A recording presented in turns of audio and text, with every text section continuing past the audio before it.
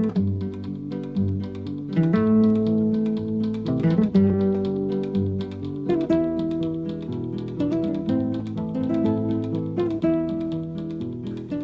my name is Mark from Cannae Gaming, and this is the 6th video in a comprehensive tutorial series for War in Spain 1936-39, which was released in January by Marx, a new theatre-level operational war game that covers the Spanish Civil War in unprecedented depth, a conflict that served as the grim testing ground for the tactics and technologies of World War II. In part 3, we introduced Captain Bayo, the simple captain who historically led the invasion, and his daily briefings with his staff, telling the story of my own attempt to carry out the Barracks campaign. In part 4, we first learned that Eularia decided to land on Ibiza on the 5th of August. Bayo has been dealing with that situation, and in the 5th part he visited the general in Barcelona and was given command of his own column, which he immediately ordered to Ibiza. If you haven't seen the first 5 parts, I recommend that you go back and watch those first. We are moving slowly through the daily turns as we continue to look at all the things we need to do. In fact, there's good reason to do many of the things we covered on the 4th of August on the first day of the scenario, but as part of moving our story on, and also being able to see the results from our naval and air missions, we have taken 2 turns already, when ideally we might have still completed all of our preparations. In your game, I advise you to complete as much as possible on your very first turn. For example, we set up a new artillery group in part 5 in Barcelona using 3 of the artillery guns we have in our pool of devices. The filling out of the devices won't happen until we end this turn. The units won't really exist as a fighting force until the 7th of August, when we could have created it on the 4th and had it available from the 5th. We have to be very aware of the time things take in a scenario like this that lasts only a month, but specifically we need to consider we are moving units around the map on ships. Depending on the replacement model we are using, units overseas may not be filled out by devices from the logistics system. Certainly if we load a brand new unit onto a ship, then it will not be filled out while it is at sea. Any devices for our artillery group need to reach the unit before it leaves the mainland. It would be a mistake to load this unit onto the ships with a bio column and send it to Ibiza. This unit is okay because we are happy to leave it in Barcelona for a few days before we invade Mallorca. But I want to repeat the exercise in 3 further units: a barracks unit, a naval support unit, and an HQ before I end the turn. The naval support is already a problem with the dates. My first unit to create is in Barcelona. I touched on the idea that you can have a reserve unit, which is a depot for equipment, or a replacement training unit for squads of troops. In the centre of Barcelona there was a military barracks called the Karl Marx Barracks. New recruits assembled there, and this was mentioned in the accounts of some survivors of the sinking of the Ciudad de Barcelona. After arriving in Barcelona, they spent several days at these barracks before going to combat training near the front line. That's a modest amount of the total militia squad devices in the pool, and perfectly reasonable if this is in fact the entire national pool, that this amount could be at Barcelona. And as I mentioned in part 5, these have low experience and would be a problem placed straight into combat. Rather than setting these to distribute automatically, let's set the unit to rest and training. Their experience will grow slowly, about 1 point every other day, so even after 2 or 3 months in the barracks they would still be pretty green. But I wanted to actually show this use case for a reserve unit that I only mentioned in part 5. I also want to show that it has no combat mode. Reserve units cannot be used in combat. They have a special mode to distribute, and this enables them to automatically distribute these squads to combat units that suffer losses where militia squads are destroyed in battle. In the basic logistics system, you don't need to do this to replace losses. Combat units can usually pull replacements direct from the national pool. But as well as being a nice piece of historical flavour, we'll show later that you can use the reserves to swap out for disabled militia squads, rather than just using them to replace destroyed squads. We can use them to train our squads, and we can use them to help manage the distribution of squads, so that we get to choose where replacements go. The Advanced Preferences option is named as Form LCUs, off or on, but the ability to create this barracks unit still exists even with the setting off.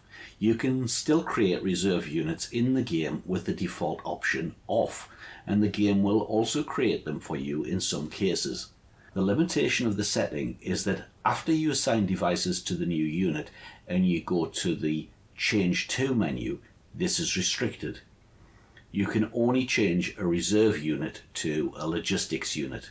You cannot change it to a combat unit or any type of support unit that has combat abilities. So with the settings off, you cannot create a new artillery group, but you can create a new reserve unit holding some of your pool of artillery guns or squads of men. The manual often refers to these as a depot unit, but these are the same thing. These units with the letters Romeo Sierra Victor on the icon on the hex bar. You need to know how reserve units work, even if you are using the default of Form LCUs off and the simple supply-based model for replacements. Even if you don't initiate the creation of a reserve unit like the Barracks example, the game can create these in 4 cases, and we are going to look at all of these. First, if you defeat an enemy unit in battle, then it is possible to capture enemy equipment. This equipment will not appear in your production pool, but instead will appear in the hex on the map as devices in a reserve unit. They will be marked as F Foxtrot, meaning foreign, to help distinguish them. You can then move this reserve unit to the rear and arrange for the captured equipment to be distributed to your own units. Second, if you carry out a TOA table of equipment change to a unit, this could result in there being excess devices in the unit. Or if you upgrade certain hardware devices, then the old devices need to be removed. The game will transfer devices from your unit into a reserve unit. You can then either have these distributed to other units in the area that need them, or you can use the disband button on the reserve unit, and this will then send the devices to the national pool. Let's select this militia company, the first Otero company, and show the TOA table of equipment. We have a button here to change TOA, and we see the current standard TOA that the game has applied to this unit when it was created. CAT is Catalonia and CNT is the trades union that the members were recruited from to make the unit. The game allows us to upgrade by selecting the TOAs on the right, but only after the 20th of September 1936, in other words, not during this scenario. In the main campaign or other scenarios, we will get to use this feature, and we usually won't need to manually handle the movement of devices into this unit. The first upgrade is a massive increase in the size of the unit. The unit is going to receive hundreds of troops. We get far more Catalonia militia squads and some entirely new squads that we had none of before, such as the 6 light machine gun teams. But we will no longer have a Hotchkiss heavy machine gun team, and these will drop out of the unit into a reserve unit. In the second upgrade in April 1937, we will move to a TOA that drops from 36 to 32 Catalonian militia squads, and 4 of these will drop out of the unit into reserve. As I said, we can set these to distribute as replacements to other frontline units that are still using these devices, or we can disband the reserve unit to put them into the national pool. Now let's select the renamed Zapatero artillery group that we saw in part 5. It doesn't really have any change to the entire TOE. These look the same to me. Let's close that and go back to the unit devices. When we click on the 1898 mountain howitzers, we see this pop-up screen with various details about the devices. These are the guns we saw that there were none of them in the pool, with a build rate of 3 from December 1936. There is an upgrade button at the bottom, so here we are just upgrading a single set of devices in the unit, not the whole TOE of the unit. The M19 Mountain Howitzer is available as an upgrade because there are 40 in the pool. So we can choose these and the existing guns will then drop out of the unit. And here they are in a new reserve unit that just appeared on the bottom hex bar. We can now leave these as a reserve for other similar mortar batteries to use or ship them overseas, or then lease them to an ally, or disband this reserve unit to put these guns into the pool. I'll do that. We need to use right click to avoid accidentally disbanding your units. Remember, we currently have none of these in the national pool, so somewhere we might have units that need them. The logistics system will try to take care of getting them to those units. Third, dumping devices. Because of the nature of a logistics component, they have quite a few vehicles. These can perform badly when moving in certain terrain, notably swamp, forest and mountains. These terrain types are really bad for vehicles unless there is a road through them, of course.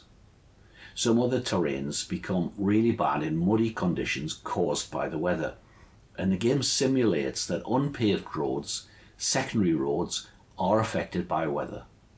The most famous example of this, known as the Rasputitsa, occurred on the Eastern Front during World War II. The autumn Rasputitsa occurs because of the rainy season. The ground, including unpaved roads, dissolves into mud and rivers can become enlarged. Transport bogs down, making troop movement and logistics very difficult. The Russian term means literally time without roads. Let's say the Zapatero Logistics Company. You can choose to dump the vehicles and let the unit proceed entirely on foot. Note that vehicles does not mean just trucks, it means wagons drawn by horses and motorcycles. Using the dump button will separate out all of the vehicles into a reserve unit.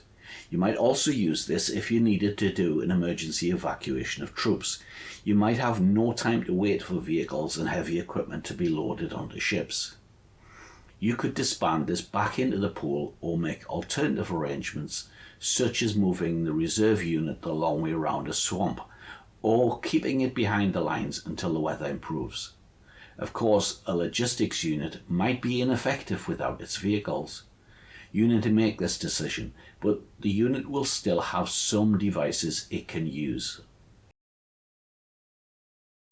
The support squads in the logistics company are men who operate on foot, but in this unit the mobile ammo depots will not be removed. I am not sure what that consists of.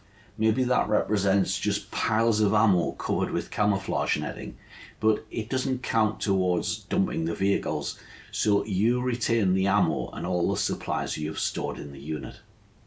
Note, if the logistics company has its replacement set to on, then it is going to try to pull those vehicles back into the unit the next day. First from the nearby reserve unit if that is set to distribute, or from the pool. So you need to keep replacements off until you want the vehicles to be returned to the unit. And you may want to stop the reserve unit from distributing if you want to keep it intact. Logically, of course, if you move the unit or use strategic move on a reserve unit, then you always turn off distribute. It cannot act as a source of replacements if it is on the move. If it is stationary, just set to rest training to disable distribute. In this case, I think I want the Zapatero Logistics to get its vehicles back next turn, so it is complete before we head for Mallorca. So I will leave it to distribute and put replacements back on. But notice the difference in the load cost of the unit without its vehicles. This is interesting because it is small enough now with just 170 tons of bulk cargo for the supplies, ammo and guns to load on a quite small ship. And it is perfect to unload over the beaches. So you could bring this in an amphibious assault and then bring the vehicles in a separate ship once you've secured a port. And that seems a really useful way to use the dump function. I am really tempted to try that for Mallorca. The fourth and last option that I am aware of where the game will use a reserve unit is if you use the button to detach disablements. In combat, you can suffer either disabled devices or destroyed devices.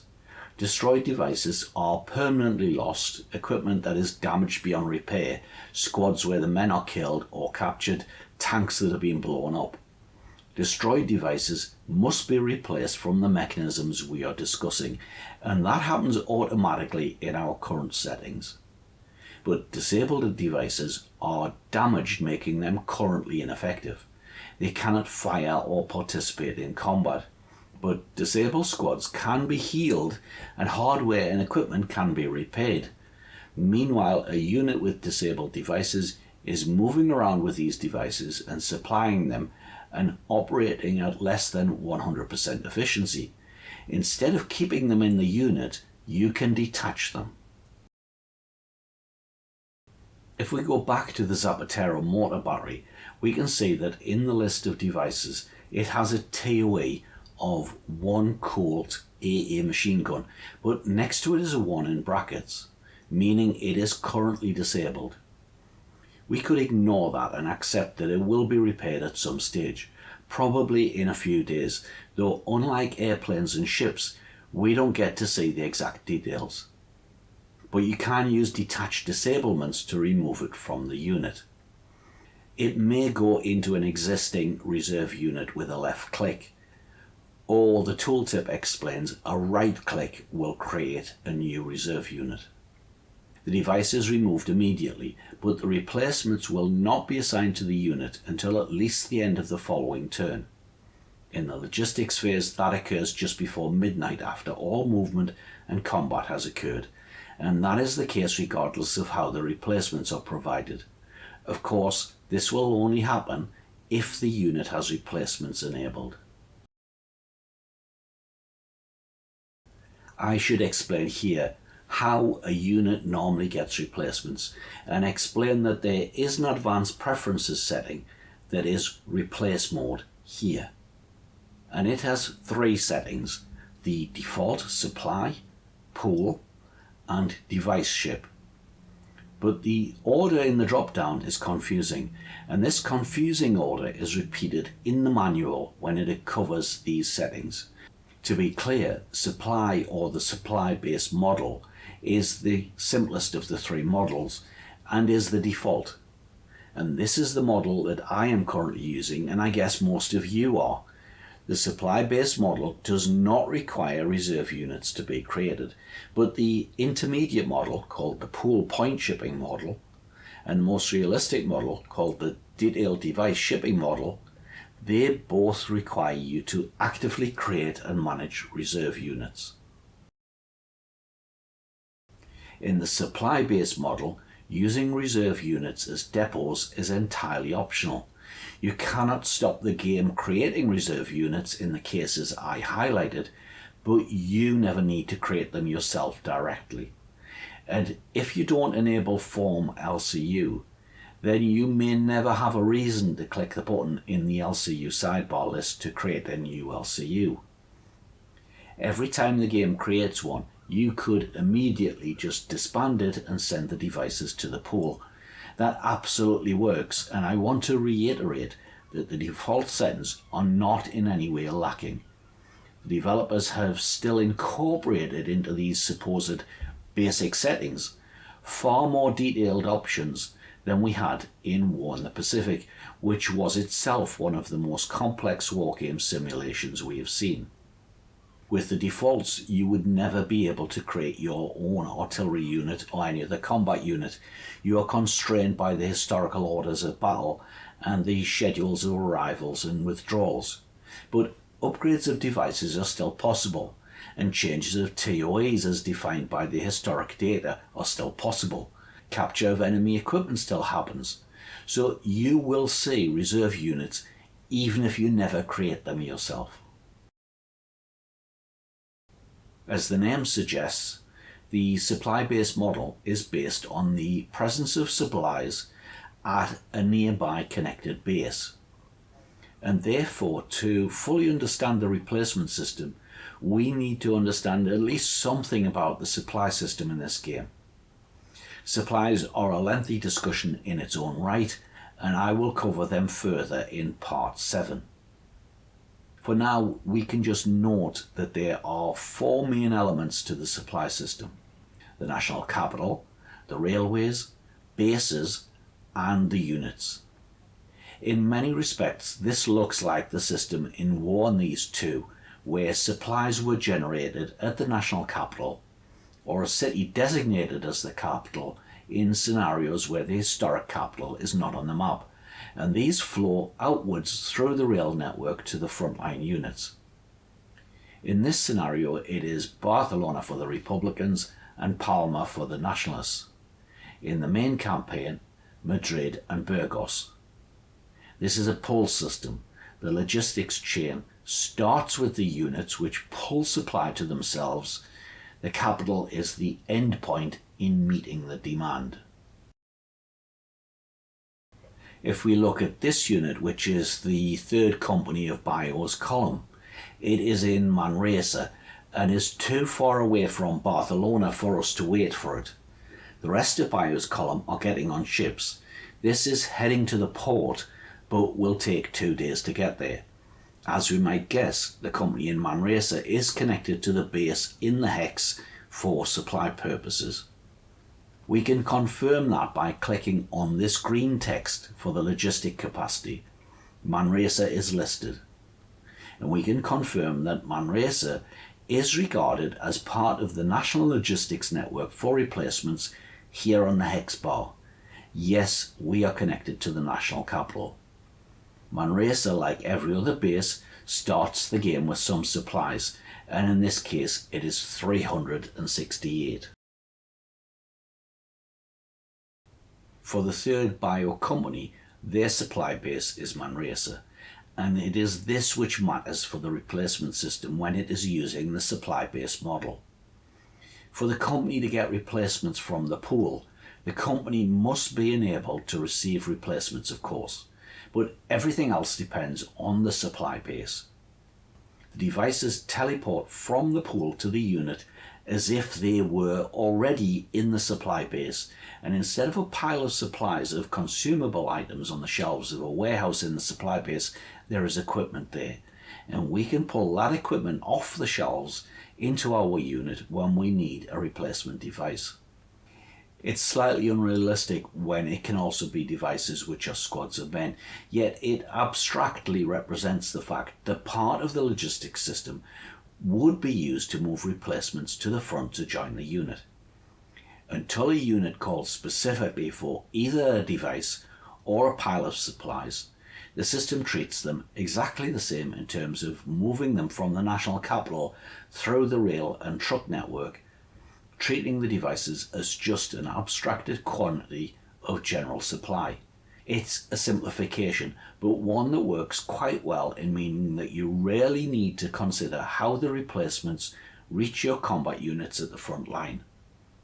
You're going to have to do a small amount of work to manage the flow of supplies to the supply base, and we'll cover that in part 7. But as long as there is a minimal amount of supplies in Manresa, then we can get replacement devices from it. The replacement system requires a minimum of 25 supplies per device per day to be present in the supply base to be able to operate. So if we look at Manresa, it has 368 supplies in the base, and that means 14 devices could be pulled from the base and therefore from the pool.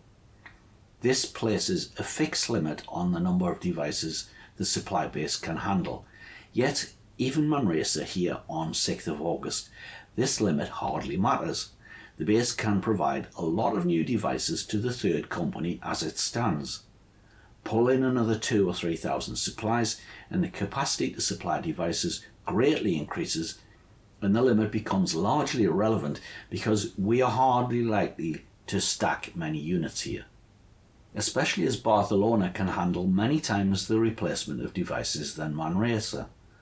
All of the major cities in the scenario start with a lot of supplies, many times more than Manresa.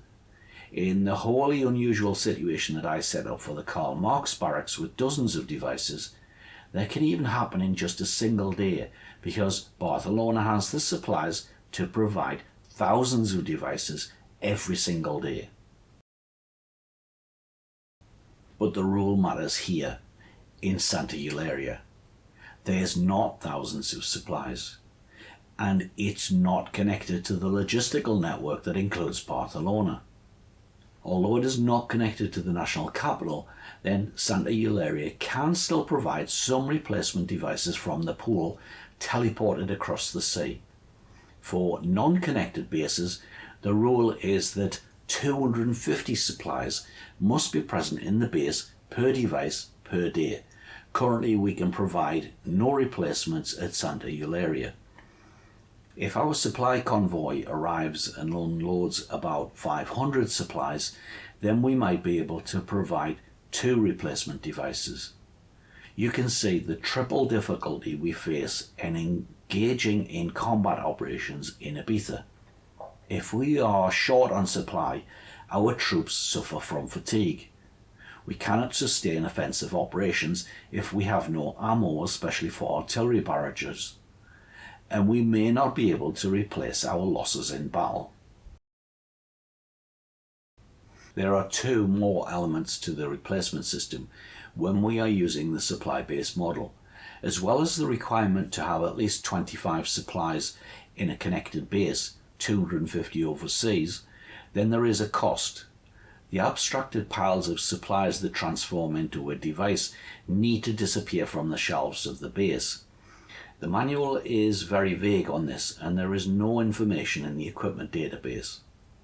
But if we look at the Karl Marx barracks and show the TOE, then when we select the CNT FAI militia, we see in the panel on the right various data about the device, and the game tells us supply cost 1.6.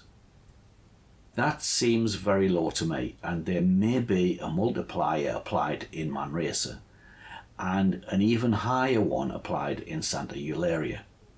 But if you comply with the minimum supplies in your supply base, then it may well be that pulling a single device from the pool then does cost you as little as this. If you have any more details on this, then I'd love to hear from you in the comments below. We also know from the manual that to carry out an upgrade of a squad, the supply base must have at least 5,000 supplies, plus the cost difference of the 2 devices. If the costs of the devices are low, then the difference between them is tiny. So we are basically saying that the limit is always about 5,000. There is a supply cap at every base, and most of these are exactly 5,000 because that is the default storage capacity for all bases.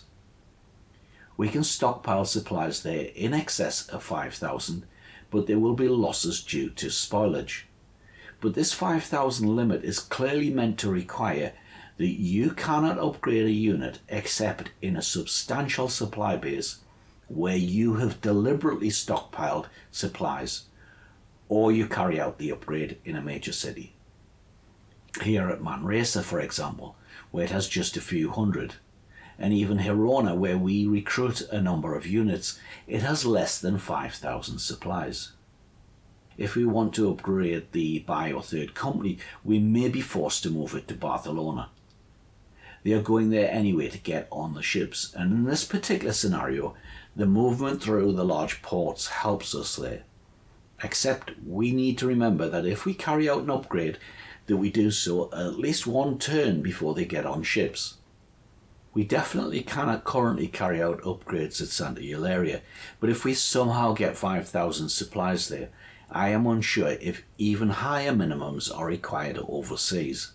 The manual is only explicit that the minimum supplies in an overseas base for normal replacements must be 10 times as high as that on the mainland. It says nothing about upgrades at overseas bases. We see why the supply is pink on the hex bar and the fuel is red. We require 79 tons of supplies but only currently have 63, and we require 90 tons of fuel but only have 4. This is a slightly surprising situation that we need so much fuel. We've seen devices like pack mules and horse wagons in our units. But when we look at Urabari's RGT regimental command component, it has a number of vehicles: bicycles, horse wagons.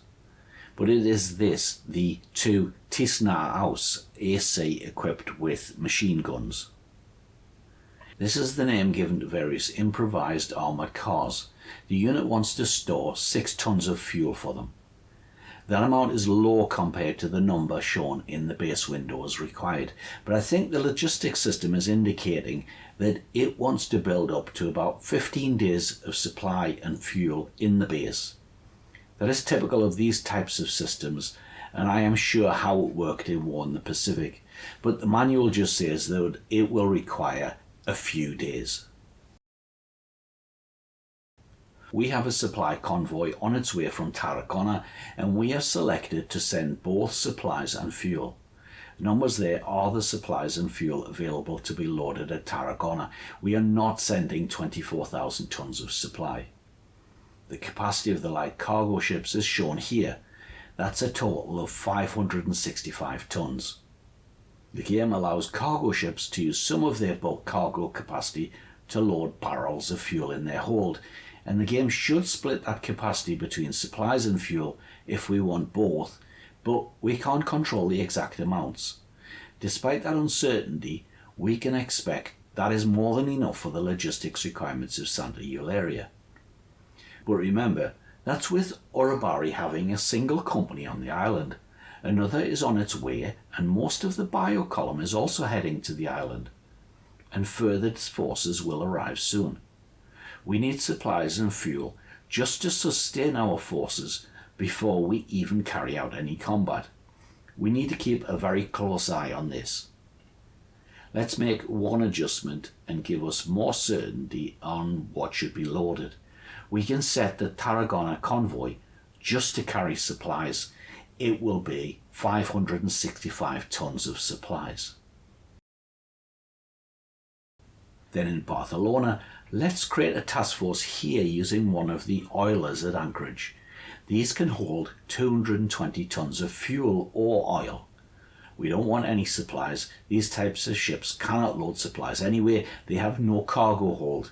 But we click on supplies to turn it white, leaving just the fuel as green, and then send it to Santa Eularia. I mentioned in part 5 the lack of naval support on the island of Ibiza is a problem, as well as the port size, and how we are already trying to work around this. We send all of the troops to the island with their equipment and supplies in amphibious missions rather than transport. Transport missions require a friendly port, and our only friendly port is level 1 Santa Eularia.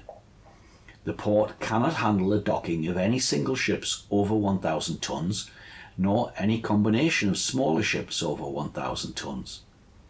This limit does not apply to amphibious landings because the ships unload over the beaches, but we cannot unload over the beaches with cargo missions where ships are bringing supplies and fuel. Cargo convoys must be sent to a friendly port and therefore are subject to the port restrictions. The AKL light cargo ships that we are using from Tarragona turn out to be ideal for this purpose.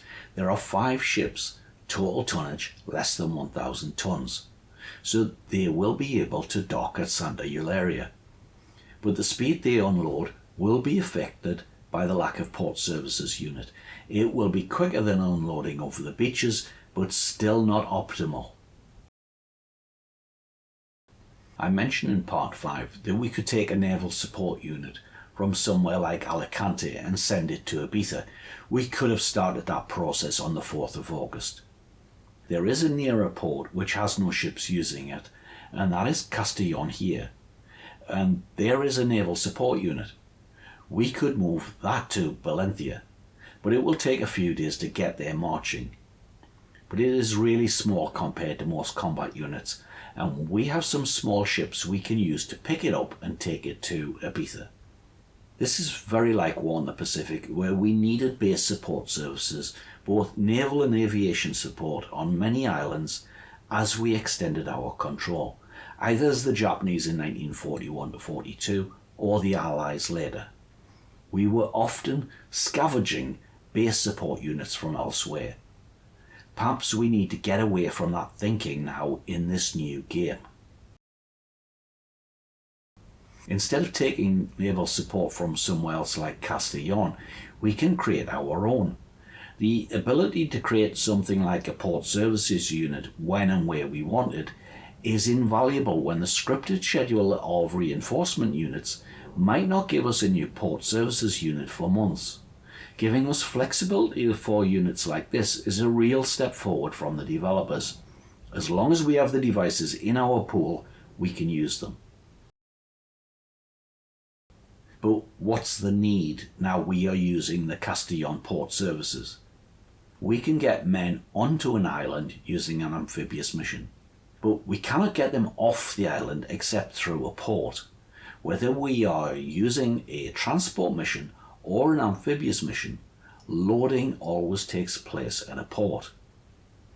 Our plan is hopeful that the invasion of Ibiza will quickly be successful and our forces will join the invasion of Majorca. We will then need naval support on both Ibiza for loading and on Majorca for unloading. Let's look at the Castellón port services. It has these devices, so we get the idea of what devices we need for a fairly small naval support unit. So there we have made our own naval support unit. It has to be converted into a combat unit, but that's fine if we have enabled Form LCU as on. We have a type available for it to get the right picture and icon. It will not be filled out by the logistics system until the end of today, so we will leave it in Valencia for now. We saw in an earlier part that we have 2 Army HQs, including the Aragon HQ at Barcelona, and they have quite a big range. As well as the range, there is a command limit. We didn't discuss that earlier because in this scenario we shouldn't exceed the limit, so it is not an issue.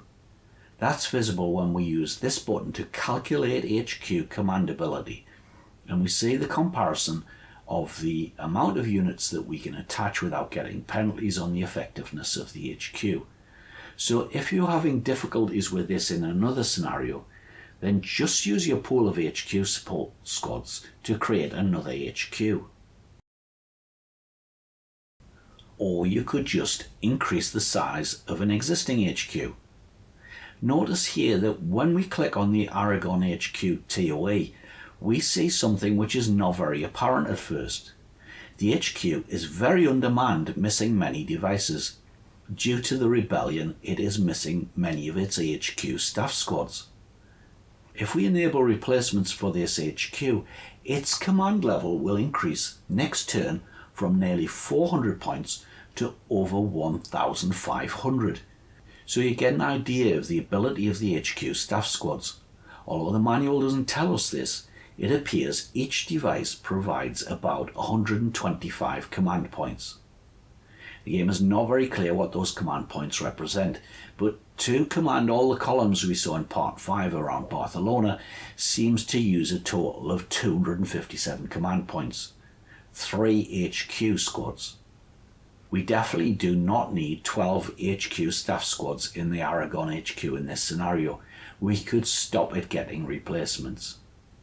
Or we could just go in and change its TOE and restrict it to what it currently has. I showed before how to upgrade a specific device, and this is the mobile ammo depot. Clicking that brings its details up, and then I want to click upgrade, and one option I have is the 200 tons version. There's nothing to tell you on this screen, but I know these are static devices. Any unit equipped with one of these becomes static, but it's okay that the Aragon Theatre HQ will not be able to move from Barcelona. Okay, that is done, and remember what the game does here is immediately remove the old device, the mobile ammo depots. The slot in the TOE is then empty and will be filled up with a 200 ton version after we end the turn, while the mobile depot is placed in a reserve unit. That step is important because we do not have any mobile ammo depots in the pool currently. I want them off the Aragon HQ, and giving them the upgrade was a way to get the devices into a reserve unit. I don't want them in the pool where they could go to any unit that needs one. I now control this reserve unit completely, and I'm converting it into a basic HQ. In the summer of 1936, the Republican forces were not well organised. An organisation of columns into brigades and then divisions, and grouping divisions into corps, only started later in the year and progressed through 1937. But Bayo was not just a commander of one column, he was the overall commander of the ground forces in the field. I think the developers have him limited because of his actual rank as a captain in the Naval Air Force in 1936. The game engine then restricts him to commanding a small LCU, but he definitely led the invasion of Ibiza and Mallorca. In my story, I have given him some staff officers that liaise with the Navy etc. and operate as part of his HQ and deliver the daily briefing. But putting aside all of the historic issues of the exact role of Bayo, his rank and the support he had in real life, I've read the books, and I built corps and armies in Age-Odd games, and used corps in War in the East, and of course even to some extent in War in the Pacific. If I want to play the game with a corps HQ to lead the invasion, then I should have that option. This, by the way, was my one frustration with War in the Pacific, that the emphasis on following the historical units meant you couldn't decide when or where you got units, and that included HQs.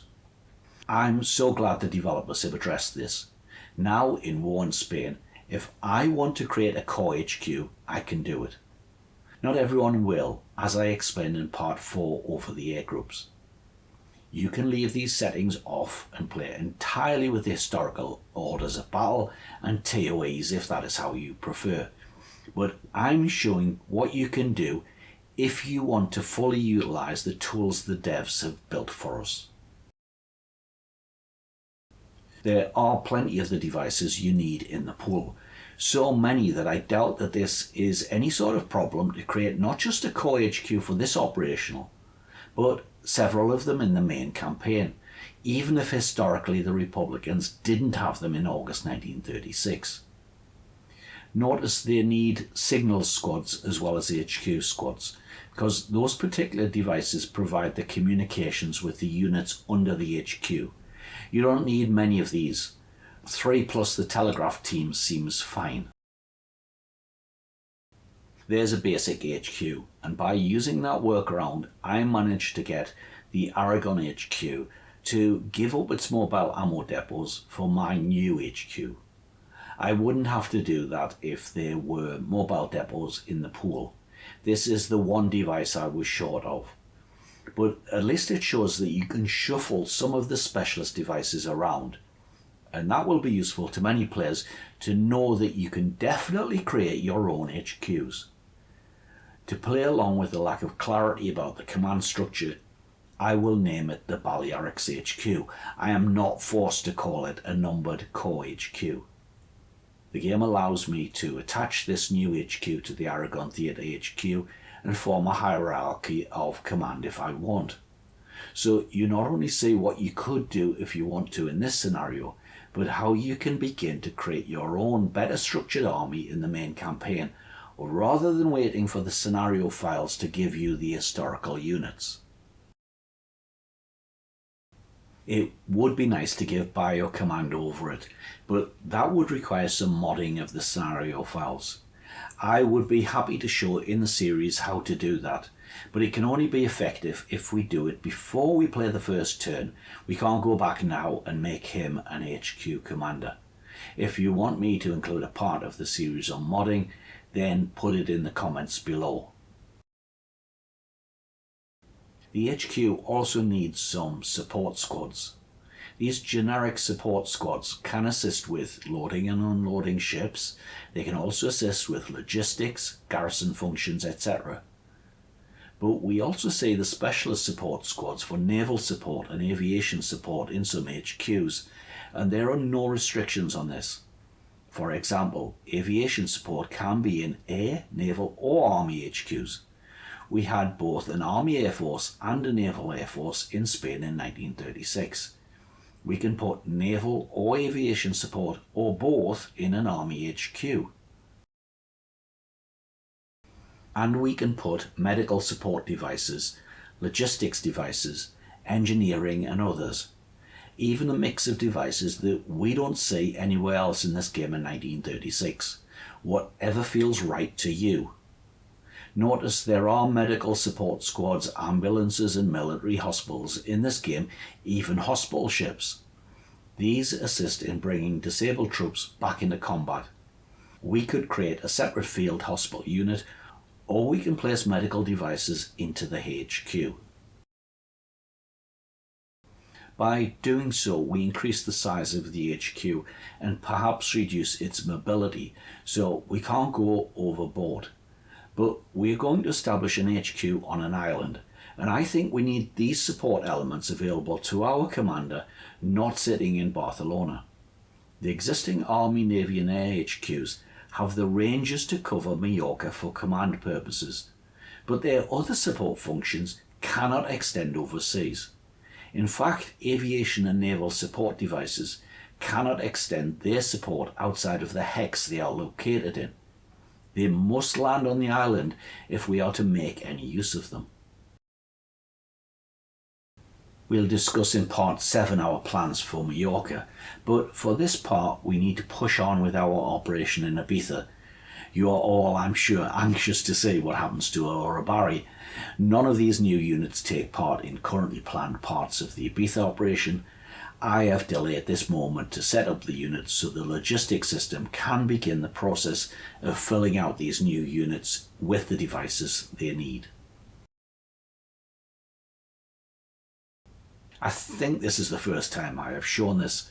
We told the battleship squadron to escort the ships back to Ibiza, but at midnight they were in close proximity to a nationalist passenger ship, so the game immediately starts an engagement. There's the Libertad and the battleship. Despite being under escort orders, they head for the enemy ship. Then the AI decides to disengage, and you see them heading north now. Then we get a combat report saying nothing much happened. By the way, we can turn all these animations off, and it's impressive how quick the end of turn is processed. There's a submarine attack there, which was so quick that it was almost impossible to see it. Then some air attacks on nationalist shipping during the AM and PM phases. But no further naval engagements, with our destroyers also carrying out escort duties. By the end of the day, both squadrons end up off the coast of Santa Eularia. Welcome to the daily briefing for 6th August, Commander. Proceed. We have more limited reports today due to our situation. We have left most of our staff in Barcelona, where they are forming up a new HQ. But reports from the Air Force show comprehensive reconnaissance information from Ibiza, but less good from Mallorca. It appears that the new squadron of brigadettes have been particularly useful, but they have not spotted any enemy units. They appear to be staying out of sight in their base in the town. There have been none spotted approaching Santa Eularia, and Uribarri on the ground has stated his men have not seen any sign of the enemy. The ships carrying Uribarri's equipment, as you can see, returned to the island early in the morning, escorted by the battleship squadron. I am surprised they are still unloading now. Yes, Commander. Unloading his vehicles is particularly difficult to bring them on shore on small boats. 2 trucks and 6 horse wagons still need to be unloaded.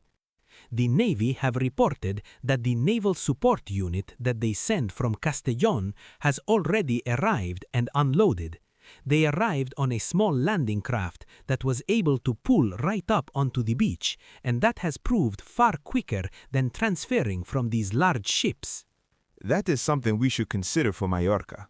Check with the Navy how many of these are available. I think we have that already.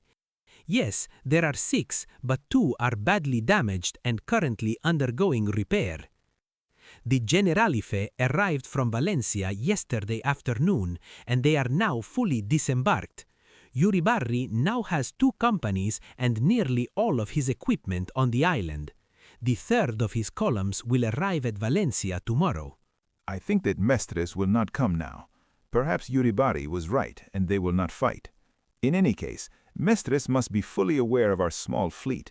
10 ships, including a battleship, are not something they could miss. But I don't see the cargo ships we asked to bring supplies from Tarragona. Where are they? 5 light cargo ships and an oiler arrived here earlier in the day, and they discharged all of their cargo in the port in a few hours. They left before we arrived. We now have a new report from the quartermaster, who is already on shore and doing what quartermasters do. Counting beans? We now have 400 tons of supplies in storage in the port and 150 tons of fuel. That is adequate supplies for Uribarri, but they need more fuel, and it is not enough for our own column. We need at least 2 more convoys like the one today. Okay, send a request to Tarragona. The Navy also report that the Gran Canaria arrived in the last few hours at Mahon, so the artillery and engineers could be dispatched today. We think it will take 2 days to get here and more than 1 day to unload. Let's stick to the plan in case we need them. If I have understood the situation with the unloading, our own men will be on shore within the next few hours, but our artillery, logistics, and the vehicles could take all day. However, we will have sufficient men to take over the defense of the beachhead by daybreak if Mestres comes. Send a message to Uribarri to order his 2nd company to San Vicente and his 3rd company north. His forces then advance along the northern road towards San Antonio. We will begin our advance towards Ibiza town along the south road, probably tomorrow.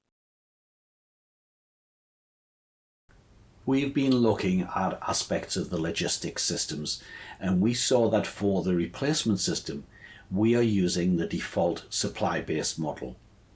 We are not forced to use reserve or depot units in this model, but we can encounter reserve units formed by the game in several situations. We brought a supply convoy to the island and unloaded the supplies to find these are woefully inadequate for what the game tells us we require. We had identified that our lack of naval support at the port is an issue. I showed you how you can create your own naval support unit if you want. We are also making use of the port services at Castellón.